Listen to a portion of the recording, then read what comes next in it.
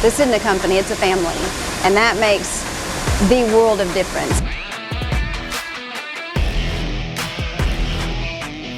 I'm Melina. I work at CoorsTek in Arkansas, and I work in the dry press department. I get up and jog in my clothes, throw a toothbrush in my mouth, hop in the car, head this way.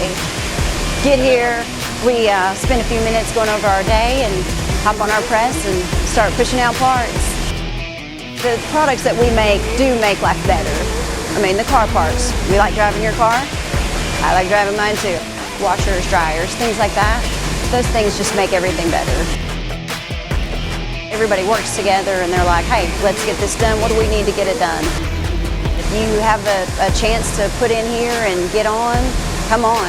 We want good hard workers and people who want to learn, because there's a lot of room for advancement.